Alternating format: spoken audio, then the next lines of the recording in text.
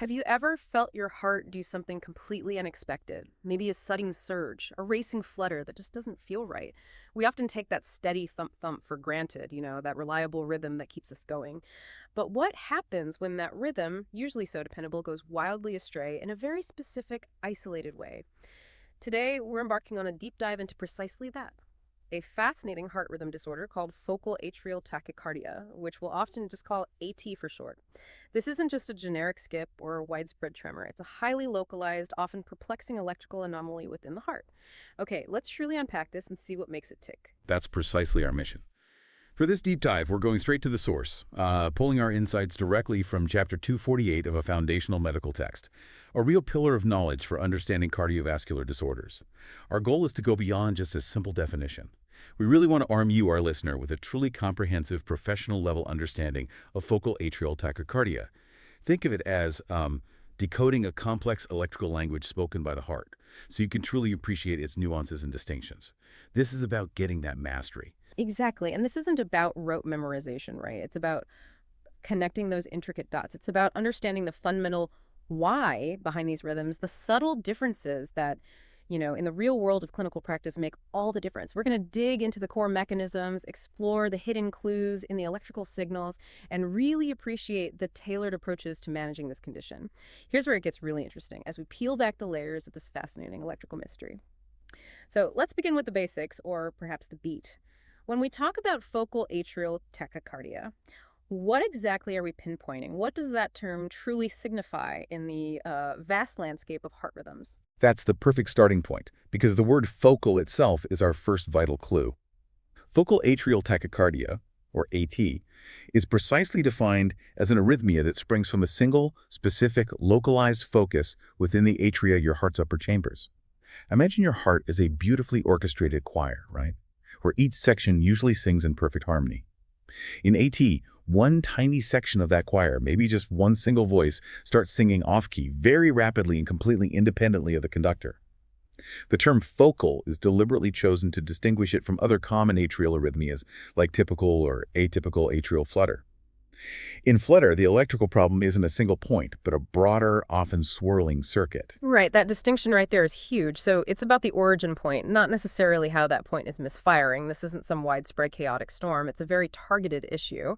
And where can these rogue single voices or focal points actually be located within the atria? Is it just anywhere, or are there common spots? Well, it's a single point. That point can pop up in a surprising variety of places. Our source material, Chapter 248, highlights that ATs can originate from most regions of the atria.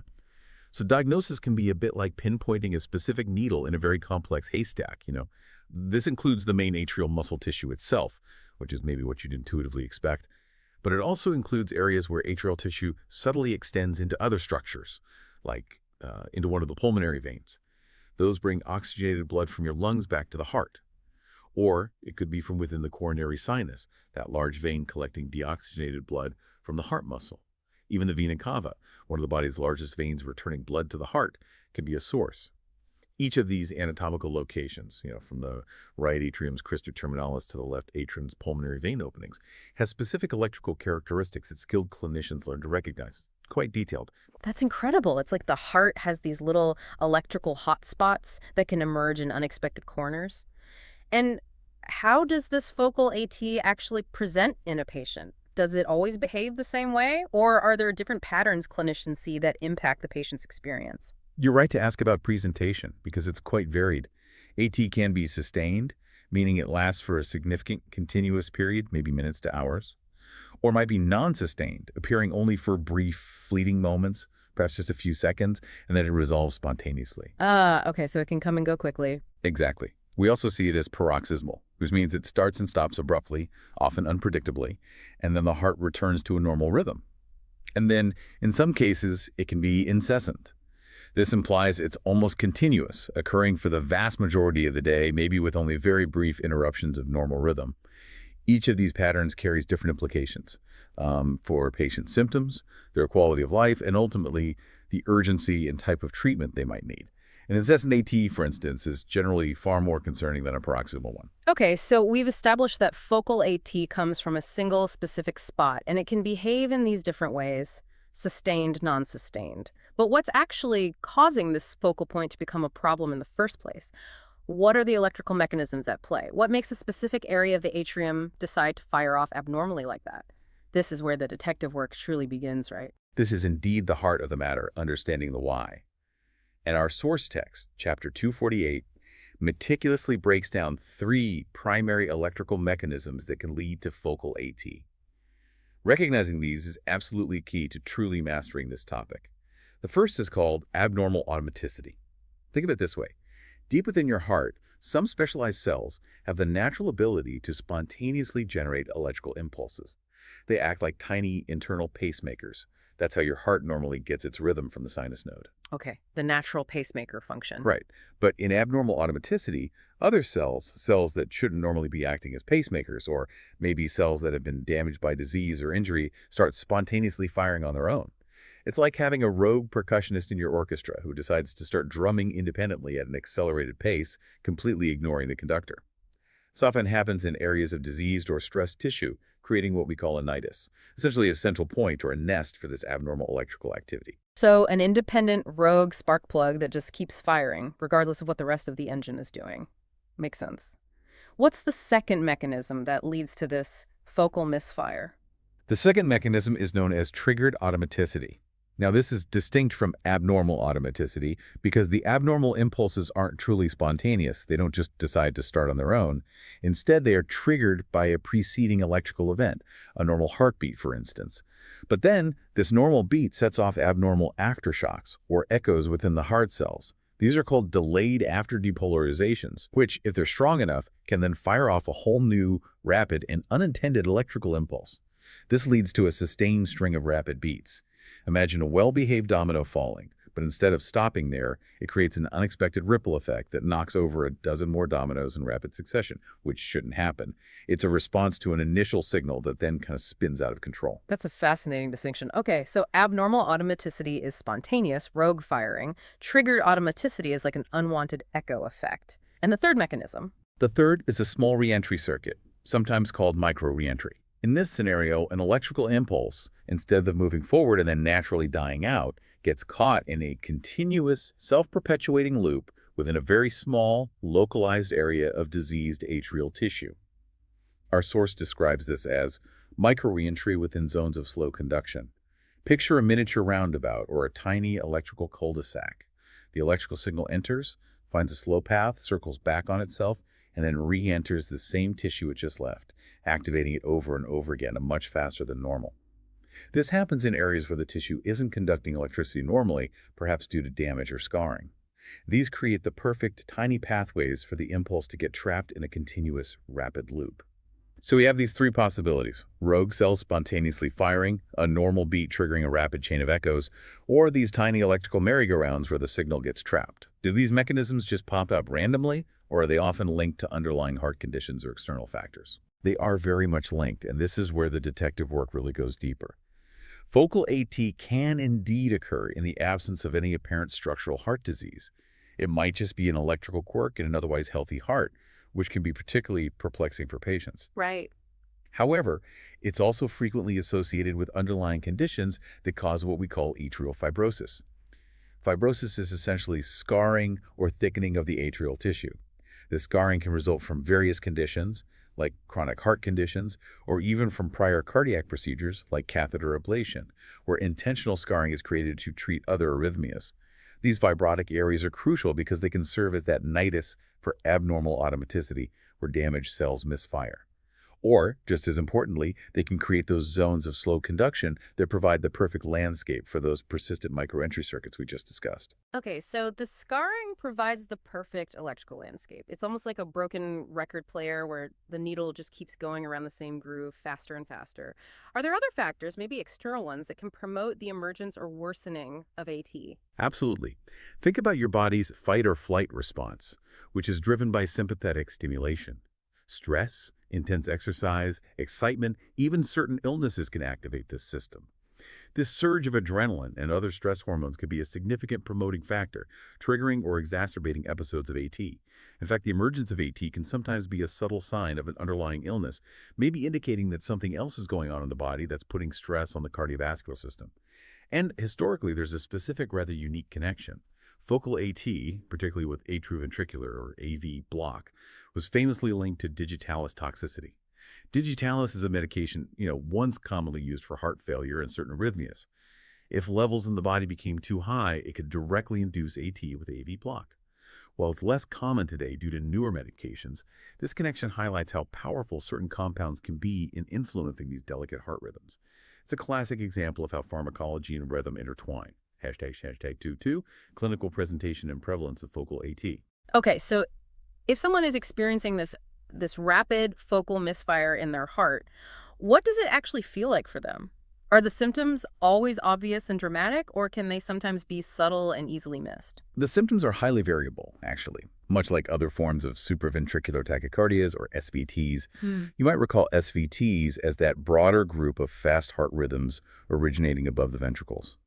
For someone experiencing focal AT, they might describe a range of sensations.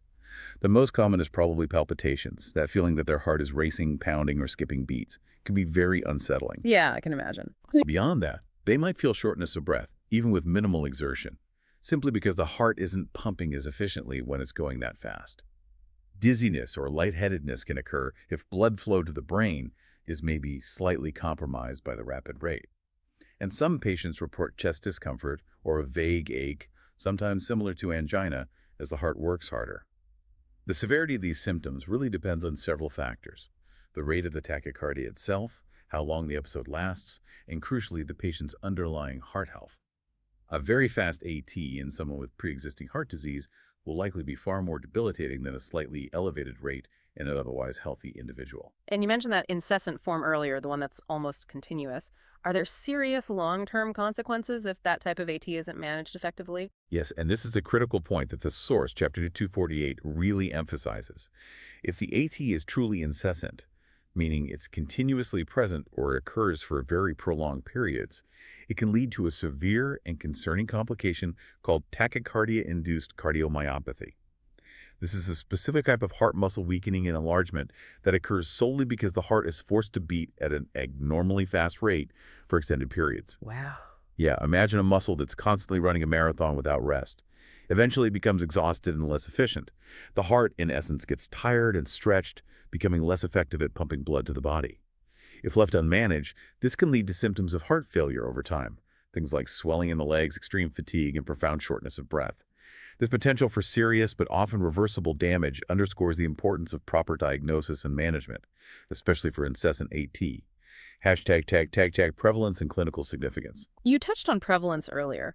How common is focal AT generally compared to other heart rhythm issues that clinicians see?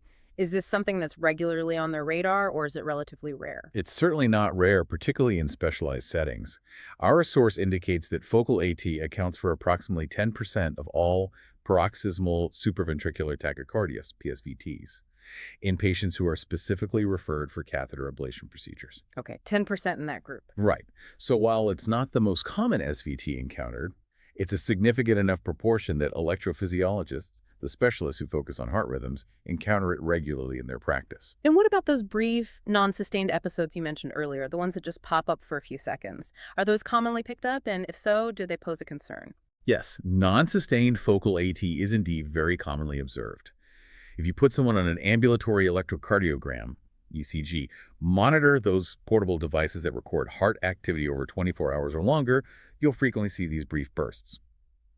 Interestingly, the prevalence of these non-sustained episodes actually increases with age. This suggests it might be a more common occurrence as people get older, perhaps due to, age-related changes in the atrial tissue itself. If it's so common, especially as we age, does that mean everyone who shows signs of non-sustained AT on an ECG needs treatment? This sounds like a really key distinction for anyone trying to master this. This is a crucial distinction, and it's a vital takeaway for our listeners aiming for that professional-level understanding. The source explicitly states that treatment is not recommended for asymptomatic non-sustained atrial tachycardia identified solely on ECG monitoring. Okay, that's clear. Asymptomatic means no treatment needed just based on the monitor. Exactly. If a patient is not experiencing any symptoms, no palpitations, no dizziness, no shortness of breath, even if the ECG shows these brief self-terminating episodes, active intervention is generally not advised. It highlights a fundamental principle in medicine. We treat the patient and their symptoms, not just an isolated finding on a test. Overtreating an asymptomatic finding can lead to unnecessary risks for medications or procedures. That's a huge point. But even if it's asymptomatic now, does it have any future implications?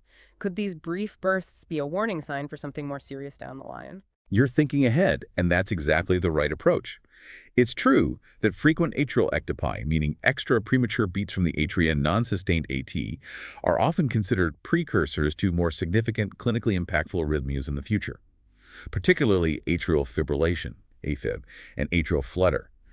So while we might not treat asymptomatic non-sustained AT directly, its presence can indicate an underlying predisposition or vulnerability to developing these other, often more problematic rhythms down the line. It's like seeing a few scattered clouds that might, later coalesce into a storm. Got it. So when would non-sustained AT require therapy? When does that threshold get crossed from monitor and observe to, okay, we need to intervene? Non-sustained AT does require therapy if it's symptomatic, even if the bursts are short. If those brief episodes are causing palpitations, dizziness, or other bothersome symptoms that impact the patient's life, then treatment is definitely warranted. Additionally, if there's frequent atrial ectopi, a very high burden of those premature atrial beats, or if it presents as short but clinically troublesome bursts of AT that really impact the patient's well-being, then therapy is indicated. In these cases, the treatment strategy often mirrors that used for sustained focal AT, which we'll dig into shortly. The key, really, is how the arrhythmia impacts the patient. Okay, so if someone is experiencing symptoms and focal AT is suspected, how do clinicians actually tell this apart from all the other heart rhythm issues out there? What are the specific telltale signs, those subtle clues embedded in the heart's electrical signals that help them really pinpoint focal AT?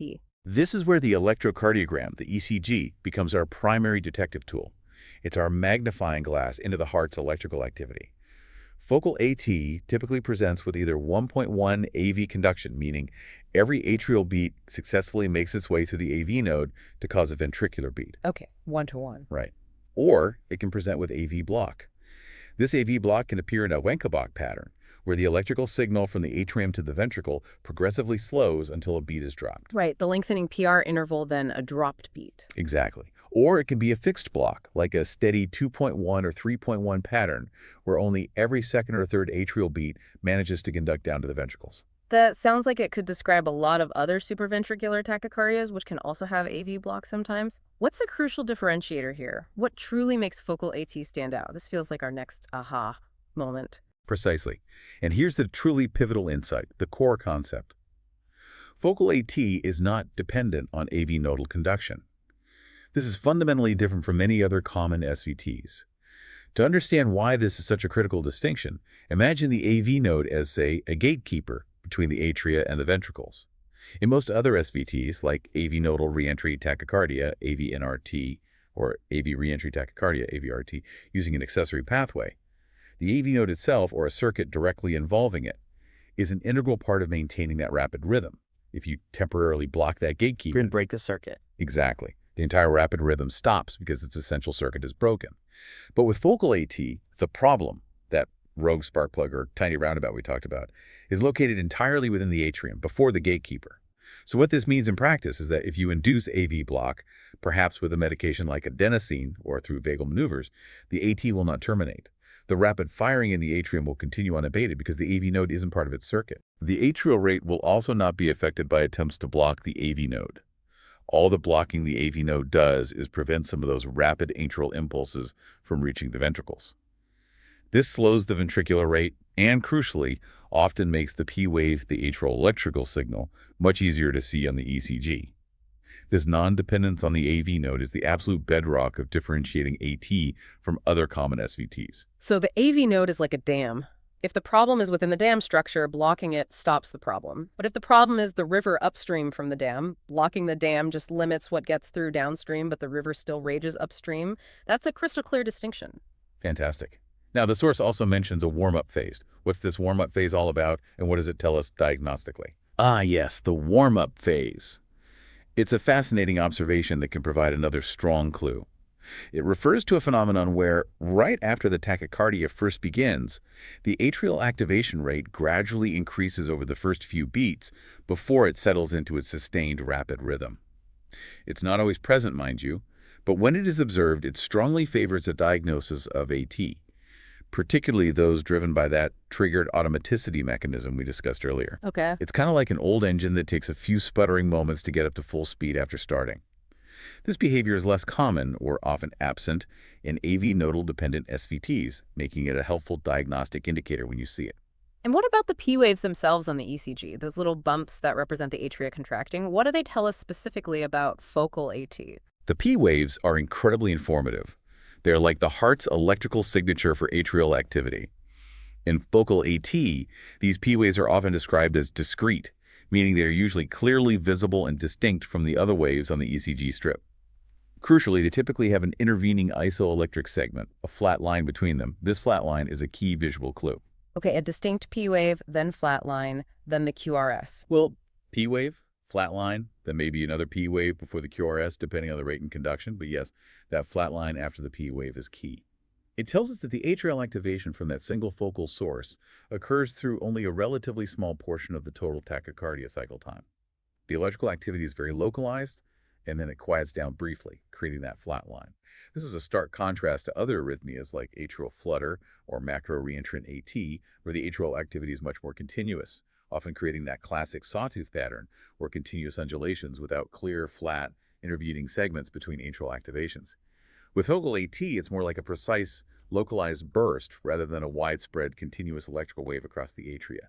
Hashtag and differentiating from sinus tachycardia. Sometimes a fast heart rate is well, a fast heart rate, right, like during exercise or stress, which is normal sinus tachycardia. How do clinicians avoid mistaking focal AT for something as simple and physiological as sinus tachycardia? That seems like it could be a real challenge, especially when both can involve a rapid heart rate with every beat getting through. You're absolutely right. This is one of the trickier diagnostic dilemmas, especially when there's 1.1 conduction to the ventricles. In such cases, where every atrial beat leads directly to a ventricular beat, AT can indeed very closely resemble sinus tachycardia. This similarity is often amplified when there's rapid AV nodal conduction, perhaps heightened by increased sympathetic tone, for instance during acute illness, anxiety, or significant physical exertion. The heart rates can look almost identical to the untrained eye. So if the rates are similar, and they both might have that 1.1 conduction pattern, how do you definitively tell them apart? What's the crucial piece of evidence that separates these two conditions? The key distinguishing factor, the gold standard for differentiation, is the P-wave morphology. The specific shape, direction, positive or negative deflection, and timing of the P-wave on the 12-lead ECG usually differ significantly from what you'd see in the patient's normal sinus rhythm P-wave. This P-wave morphology provides an absolutely critical clue, almost like a GPS coordinate, pointing directly towards the specific location of the focal origin within the atria. Focal AT tends to originate in areas of complex atrial anatomy, which explains the incredible variety in P-wave shapes that can be observed. This is where truly mastering ECG interpretation becomes so vital for clinicians. Can you give us some examples of how the location of this rogue focus actually impacts that P-wave morphology? This sounds like a master-level detail that really highlights the precision involved in diagnosis. This is indeed where that professional understanding truly shines. The specific orientation of the P-wave, its direction, its width, its appearance across different ECG leads, tells us a remarkable story about its origin. Let's break down how location influences the P-wave and why these details are so important for diagnosis based on our source material. First, remember the general locations where focal AT often originates. These aren't random spots. They're typically areas with specialized or complex tissue. Think the crista terminalis, that muscular ridge in the right atrium near the natural pacemaker, the valve annuli, the fibrous rings around the heart valves, the atrial septum, the wall dividing the upper chambers, and even atrial muscle that extends into the major veins like the superior vena cava, SVC, the coronary sinus, and the pulmonary veins. Each of these can act as a nidus. Okay, those key anatomical areas. Right. Now, if the AT originates from the atrial septum, the P-wave duration, how wide it appears on the ECG, will frequently be narrower than what you'd expect to see in a normal sinus rhythm P-wave from that same patient. This suggests the electrical activation is very compact and localized. For AT originating from the left atrium, particularly from the left atrial free wall, you'll typically observe a distinct pattern. A monophasic positive P waves in lead V1, which is an ECG lead placed on the right side of the chest, combined with negative P waves in leads I and AVL, which look at the heart from the left arm and left lateral perspective. This specific pattern tells you the electrical activation wavefront is moving away from the left atrial free wall. Interesting, very specific patterns. Very specific. Now, if the AT originates from superior atrial locations, say high up in the superior vena cava or the superior pulmonary veins, the P waves will consistently appear positive in the inferior limb leads. That's leads 2, 3, and AVF on the ECG. These leads essentially look at the heart from the bottom, so a positive deflection tells us the electrical activity is moving generally towards them from above. Conversely, if the AT focuses from a more inferior location, such as near the ostium opening of the coronary sinus, you'll see the exact opposite. Negative P waves in those same inferior limb leads, 2, 3, and 3 and AVF. This signifies the electrical activity is moving away from these inferior leads, meaning the focus is likely below them. So positive and inferior leads means superior origin, negative means inferior origin. Makes sense. Precisely. Now, here's a particularly tricky scenario that sometimes fools even experienced clinicians. If the focus is in the superior aspect of the crista terminalis, an area very close to the heart's natural pacemaker, the sinus node, the P wave might actually resemble that of sinus tachycardia. The morphology can be nearly identical. Ah, okay, that's the tricky one. That's the tricky one. In these specific challenging cases, the abrupt onset and offset of the tachycardia become the key differentiating features. They strongly favor AT over sinus tachycardia, which usually has a much more gradual physiological increase and decrease in heart rate. It's like the difference between someone suddenly shouting versus someone gradually raising their voice. Finally, just something to keep in mind.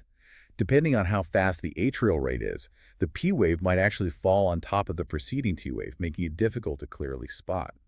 Or, during a 2.1 conduction block, where only every second atrial beat conducts, the P wave might be completely hidden, coincident with the QRS complex. This is where those diagnostic maneuvers become absolutely essential. #tag diagnostic maneuvers. Right, so with all that complexity in P-wave morphology and the potential for these signals to be hidden or obscured, are there any clever tricks or maneuvers doctors use to get a clear picture? Anything that helps unmask that P-wave or really confirm the diagnosis when things are ambiguous? Absolutely. This is where clinicians turn into electrical sleuths, employing specific diagnostic maneuvers that are designed to increase AV block. Now, the purpose of these maneuvers, crucially, isn't necessarily to terminate the tachycardia itself. As we've established, focal AT is typically not AV nodal dependent, so blocking the AV node won't usually stop the atrial firing. Instead, the ingenious goal here is to expose the P wave. By transiently slowing or blocking the electrical conduction through the AV node, you create a momentary pause, or maybe a wider gap between the atrial electrical activity, the P wave, and the ventricular electrical activity, the QRS complex. Ah, creating space to see it clearly. Exactly. This makes the P wave, even if it was previously hidden, maybe superimposed on a T wave or buried inside a QRS complex, suddenly pop out and become visible and identifiable on the ECG strip. Common maneuvers include carotid sinus massage, which involves gently rubbing a specific area in the neck to stimulate the vagus nerve, which in turn slows AV nodal conduction. Another is the Valsalva maneuver, where a patient bears down as if having a bowel movement, which also increases vagal tone and slows the AV node. And then there's the pharmacological approach, the rapid intravenous administration of AV nodal blocking agents, most notably adenosine. Adenosine is a very powerful medication that temporarily but profoundly slows or blocks conduction through the AV node. Its effect is very rapid and very short-lived, making it an excellent diagnostic tool in a controlled clinical setting. These tools allow the clinician to definitively identify the P wave, analyze its morphology, and confidently confirm the diagnosis of focal AT, differentiating it from other possibilities. #VITAIN. Understanding REP and PR relationships in SVTs, figure 248 and 1. Okay, this is getting deep, which is exactly what we want for mastery. Our source, chapter 248, mentions something called the RP to PR relationship, and even includes a diagram, figure 248-1, to illustrate it. For someone really trying to master this subject, what exactly does this relationship tell us, and why is it so significant in distinguishing different SVTs? This sounds like a kind of secret code on the ECG. You're right, it's very much like a secret code or maybe a unique fingerprint for different types of rapid heart rhythms. The RP to PR relationship refers to specific timing intervals measured on the ECG during the tachycardia. Imagine your heartbeats laid out on a timeline. The R refers to the R wave, which is usually the most prominent peak of the QRS complex, representing ventricular activation, the big pump. The P refers to the P wave, representing atrial activation, the little pump setting things off. R for ventricle, P for atrium. Got it. Exactly. So, the R-cry interval is the time measured from the peak of one ventricular beat to the beginning of the next atrial beat, P. That's part of the tachycardia circuit. The PR interval is time from the beginning of that atrial beat, P, to the beginning of the next ventricular beat, R, it triggers. The relationship between these two intervals, which one is longer, which one is shorter, as you can see schematized in figure 248-1b in our source, provides absolutely crucial clues about the underlying electrical circuit driving the tachycardia. It's essentially a diagnostic map based on timing. For focal atrial tachycardia, AT, the typical presentation, the most common finding, is an RP interval that is longer than the PR interval, RP-PR. And crucially, as we discussed, the P wave is usually distinctly visible and clearly separated from the preceding QRS complex. This makes logical sense, doesn't it? The electrical impulse starts in that focal spot in the atrium P, goes down to the ventricles via the AV node causing the QRS, and then there's a relatively longer pause before the next independent atrial impulse is generated by that focal spot, the next P. The P wave, therefore, clearly follows the QRS, but there's enough time for it to be easily seen before the next QRS complex arrives. Okay, so for 8T, the P wave is clearly trailing the QRS, but not immediately right after it. There's a longer gap, RP, than the gap from T to the next RPR. How does that compare to other common SVTs like AV nodal reentry tachycardia or AVNRT? That's often the most common one, right? That's a great comparison because this is where the differences become really stark and diagnostically useful. In AV nodal reentry tachycardia, AVNRT, the most common form, the typical finding is an RP interval that's shorter than the PR interval, RPPR. In fact, often there's no P wave visible at all after the QRS, or it might be buried within the QRS complex itself. Or sometimes it appears as just a small notch or deflection called a pseudo-R prime wave in specific ECG leads like V1. So the P wave is hidden or very close to the QRS. Exactly. This happens because in ADNRT, the reentry circuit is right within or around the AV node, so the atrial and ventricular activations are happening almost simultaneously, or the atrial activation P is so quickly followed by the ventricular activation R that the P wave gets obscured or occurs very shortly after the R wave. There is an uncommon form of AVNRT where RPPR, known as atypical AVNRT, but the typical presentation is that short RP or absent P wave, signifying the AD node is intimately involved in the circuit. Oh, wait, that's a clear contrast. And what about the third common type? AV reentry tachycardia, or AVRT, the one that uses an accessory pathway, like an extra electrical connection. Right, for AV reentry tachycardia, AVRT, using an accessory pathway, it typically also presents with an RP interval shorter than the PR interval, RPPR. In this case, the electrical impulse usually travels down through the normal AV node to the ventricles, causing the QRS, and then it loops rapidly back up to the atria via that extra accessory pathway. This makes the atrial activation, the P wave, occur relatively soon after the ventricular activation, the R wave. However, similar to AVNRT, there are also less common forms of AVRT where the RP interval can be longer than the PR interval, RPPR, particularly if the accessory pathway conducts slowly in the reverse direction. But again, the underlying electrical circuit is the key differentiator, and the typical finding is RPPR. If we were to quickly refer back to the schematic in figure 248-1a from the source, it beautifully illustrates why these relationships differ so profoundly based on the circuit. In focal atrial tachycardia, AT, shown in red, you can see the entire electrical circuit is confined completely to the atrial tissue. The atrial focus fires, sends a signal down to the ventricles via the normal AV node, and then that same atrial focus has to reinitiate the next beat independently. This creates that typically longer RP interval, as the atrium has to wait for its next independent signal from the focus. In AD nodal reentry tachycardia, AVNRT, depicted by the green circuit, the reentry loop is much tighter, involving the AV nodal tissue itself and the immediate surrounding atrial tissue.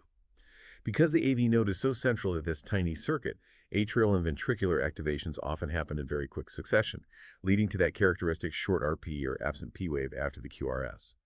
And finally, AV reentry tachycardia, AVRT, represented by the blue circuit, involves a larger, more complex loop. This loop includes atrial tissue, ventricular tissue, and crucially, that accessory pathway, the abnormal electrical connection that bypasses the AD node. It also involves the normal AV node and his Purkinje system for conduction down to the ventricles. This more extensive circuit and the presence of that bypass track results in its own unique timing relationships, including the typically short RP interval. So this RP to PR relationship is truly like a precise electrical fingerprint for these different rapid heart rhythms. It gives clinicians a vital clue about the underlying circuit just by looking at the timing on the ECG, even when everything else looks fast and confusing. It's a fundamental step in cracking the code for anyone aiming for mastery. Exactly right. It's not just a simple measurement. It's a profound window into the specific electrical architecture of the arrhythmia. Understanding these intricate timing relationships allows clinicians to narrow down the possibilities significantly, differentiate between the various common SVTs, and ultimately identify the correct one. This foundational understanding, straight from resources like Chapter 248, is absolutely critical for choosing the most effective and targeted treatment strategy. It really pushes you to think critically about the mechanisms involved, rather than simply memorizing isolated patterns. Okay, so with a clear diagnosis of focal AT hopefully established, maybe using P-wave morphology, the RAP relationship, and those maneuvers, let's turn our attention to management. If someone suddenly develops a sustained episode of focal AT, what's the immediate plan? What do clinicians do acutely to bring the heart rate under control and alleviate those symptoms? The acute management of sudden onset, sustained AT, generally follows a similar initial approach to other forms of paroxysmal supraventricular tachycardia, PSVT, but, and this is key, with some critical nuances due to AT's unique mechanisms. What's particularly fascinating here, and really reinforces the mechanism discussion, is that the response to pharmacologic therapy can be quite variable. And this variability itself often provides further diagnostic clues about the specific underlying mechanism of that particular AT, as Figure 248-3A in our source beautifully illustrates in its algorithm. Interesting. How does that variability in response actually play out in terms of acute treatment? Are there certain responses that strongly point to one mechanism over another, guiding the next steps? Precisely. Let's consider two distinct scenarios based on mechanism.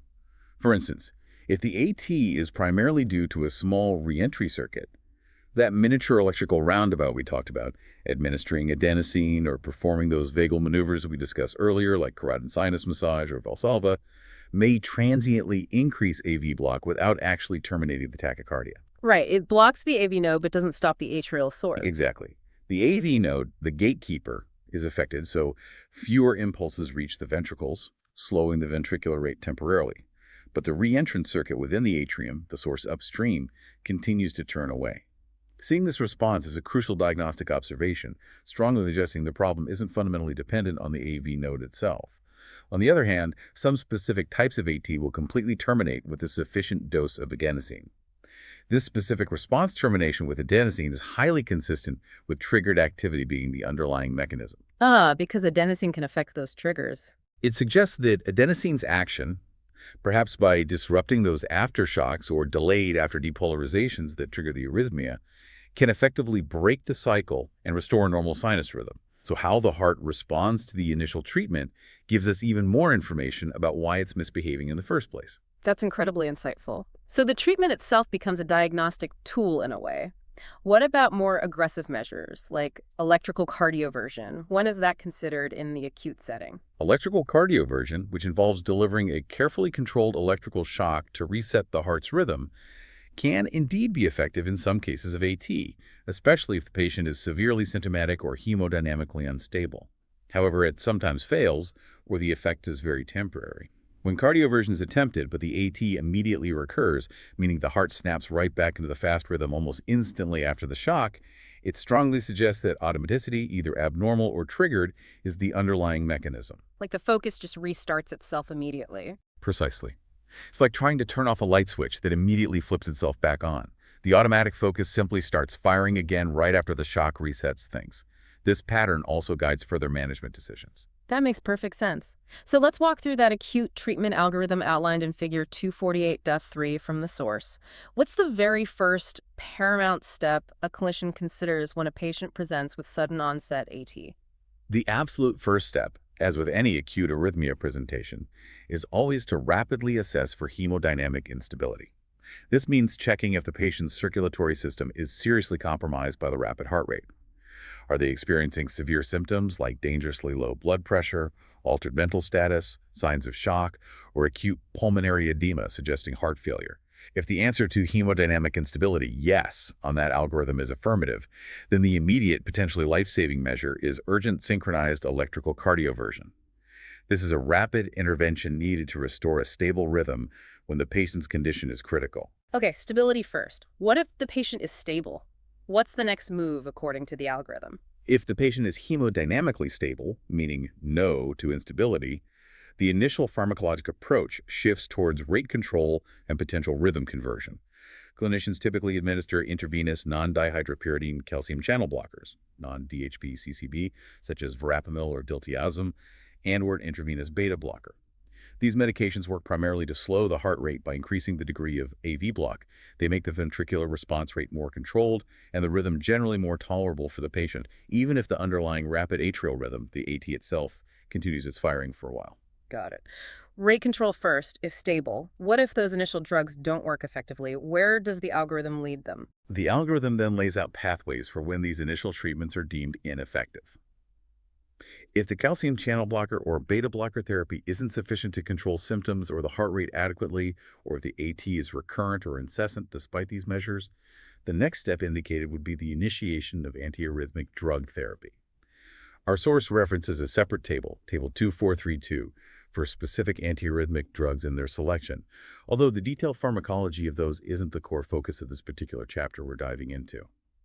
Finally, if antiarrhythmic drug therapy is also ineffective, or if the condition proves to be highly recurrent, incessant, and significantly impacting the patient's quality of life or overall heart health, like causing that cardiomyopathy, the algorithm then clearly points towards considering catheter ablation, which is often the definitive long-term solution. Hashtag long-term management and treatment strategies. That covers the immediate crisis management. What about the ongoing long-term management for patients who experience recurrent episodes of focal AT?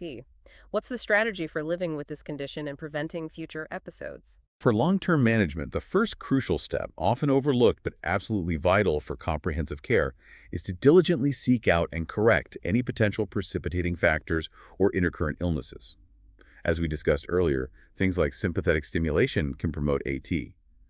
So identifying and managing underlying stressors, infections, thyroid disorders, electrolyte imbalances, excessive caffeine or alcohol intake, or other medical conditions is incredibly important first step. It's also vital for clinicians to consider and actively exclude any underlying structural heart disease, which could be a contributing factor by creating those areas of fibrosis that can act as a nidus for AT.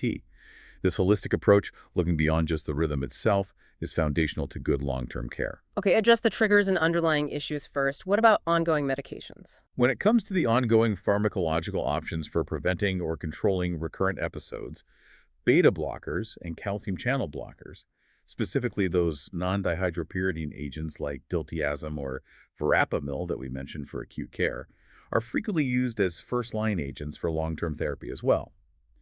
These medications primarily work by increasing AV block, which means they slow the rate at which those rapid atrial impulses get conducted down to the ventricles. This doesn't necessarily stop the AT itself from occurring in the atrium. But it controls the ventricular rate, making it less symptomatic. Precisely. By controlling the ventricular rate, it can significantly improve the patient's tolerance of the arrhythmia, making that rapid atrial rhythm far less debilitating on the body and reducing symptoms like palpitations or shortness of breath. However, it's worth noting that sometimes large doses may be required to achieve this desired ventricular rate control, which can sometimes lead to side effects like fatigue or low blood pressure. Are there stronger antiarrhythmic drugs used for more stubborn, recurrent cases where beta blockers or calcium channel blockers just aren't enough to manage symptoms or frequency? Yes, absolutely.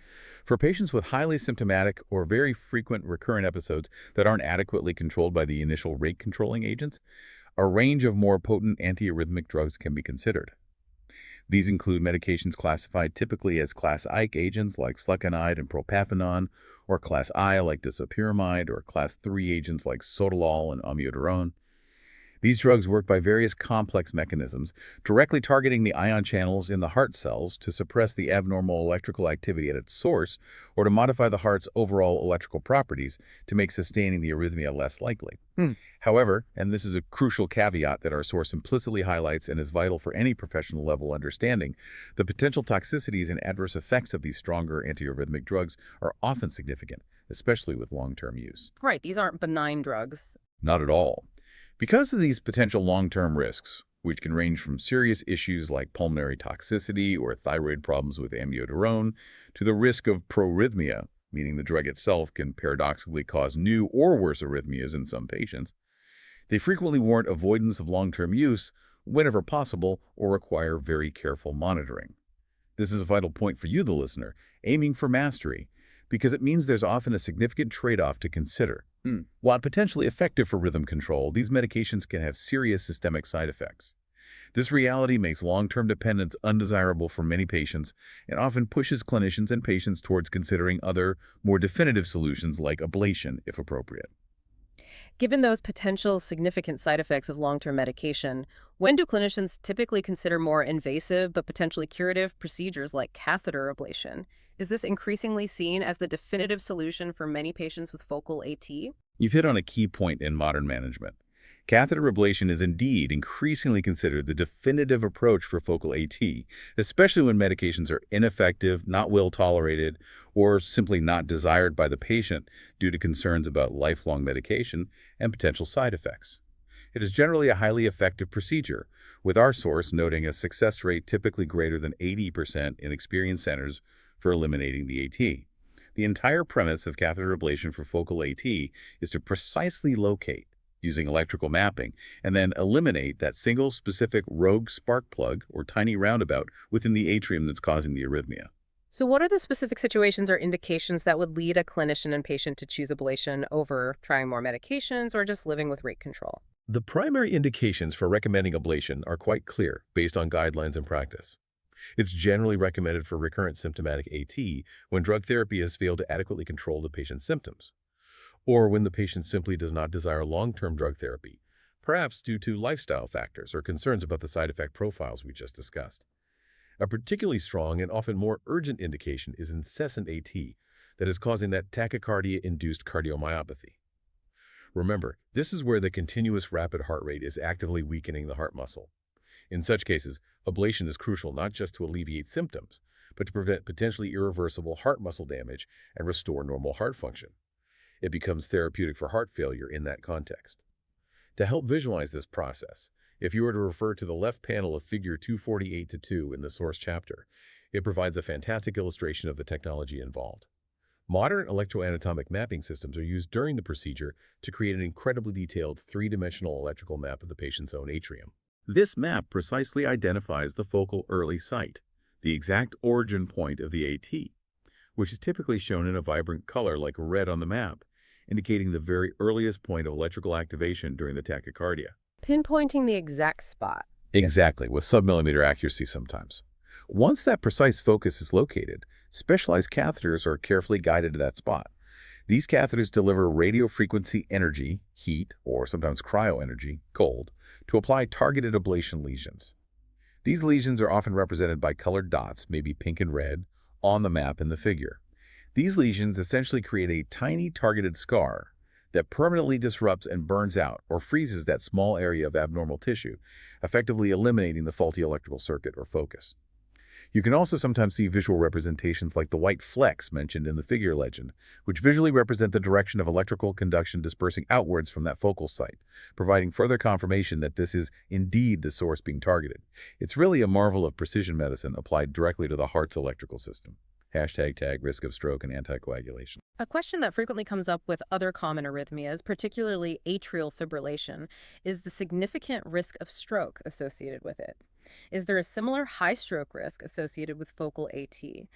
And does it typically require patients to take long-term anticoagulation medication blood thinners to prevent clots? This is a very important question, and it's absolutely essential to clarify this for professional level understanding, as there's often significant confusion between different atrial arrhythmias.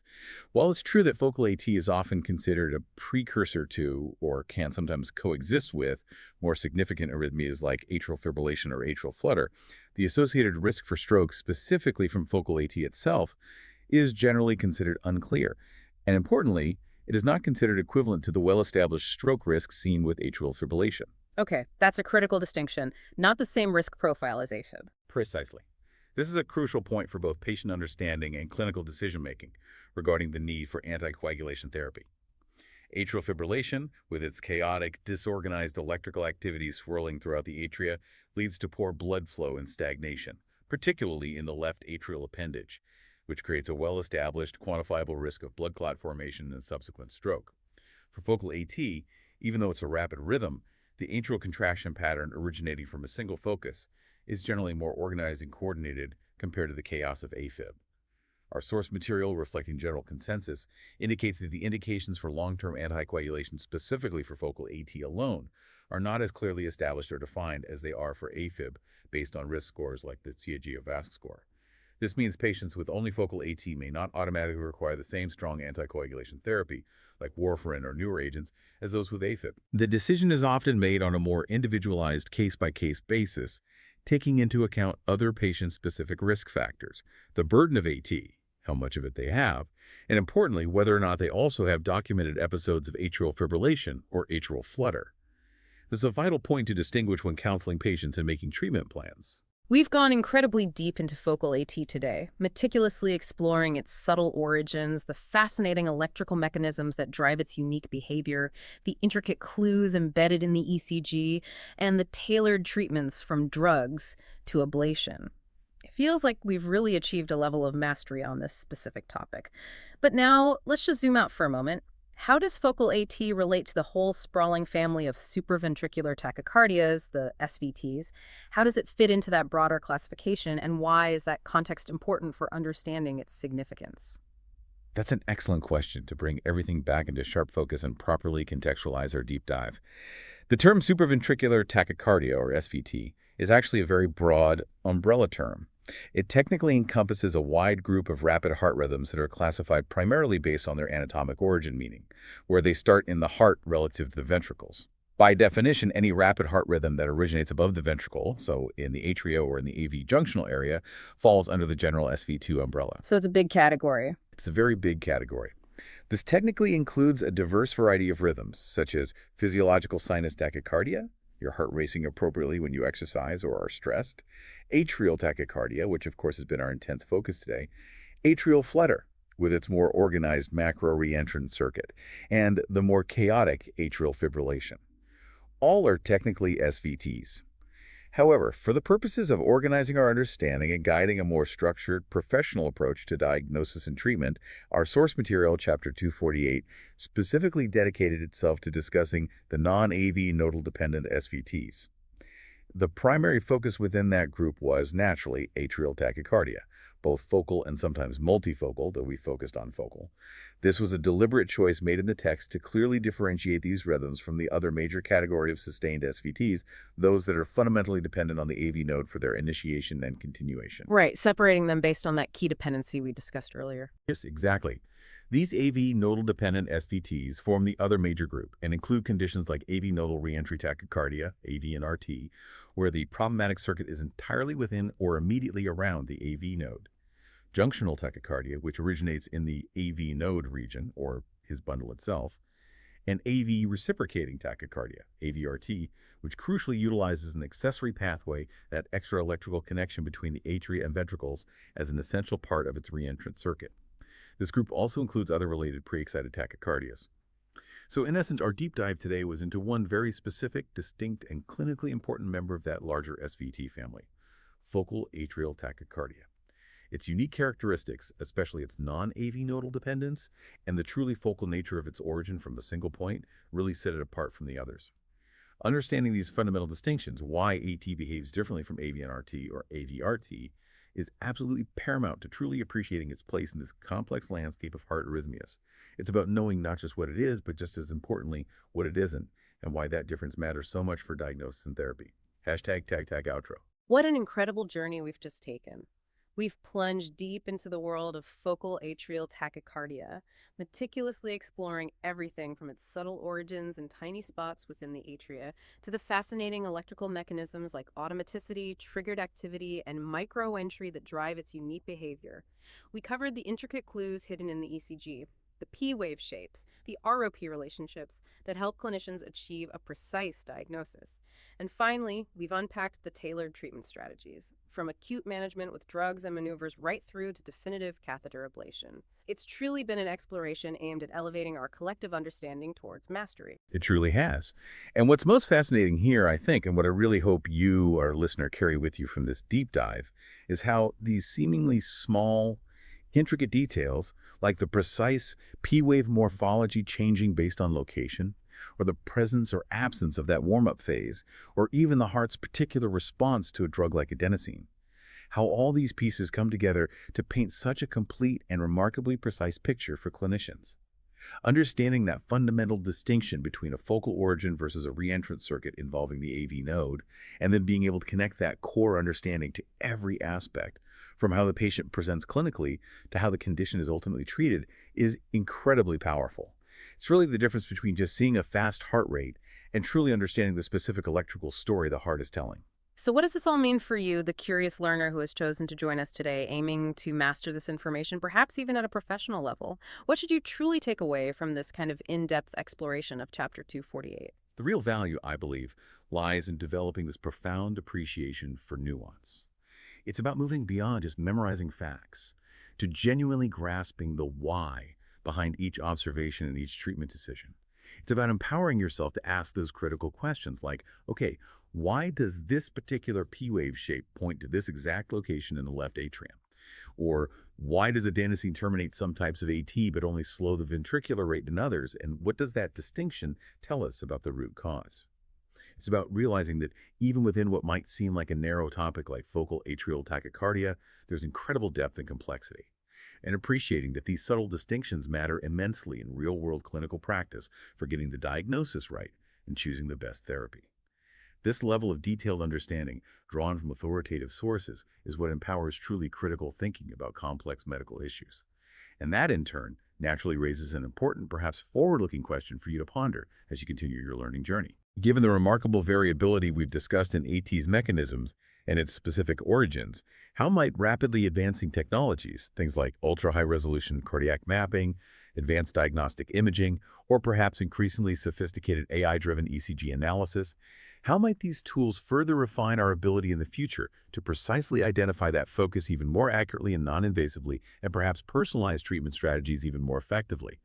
Could we reach a point where every single AT is diagnosed and treated with unparalleled precision based on its unique signature? That's a fantastic thought to carry with you, a truly provocative question about the exciting future of cardiovascular medicine and electrophysiology. Thank you for joining us on this deep dive, for pushing the boundaries of your knowledge alongside us. Until next time, keep that curiosity alive.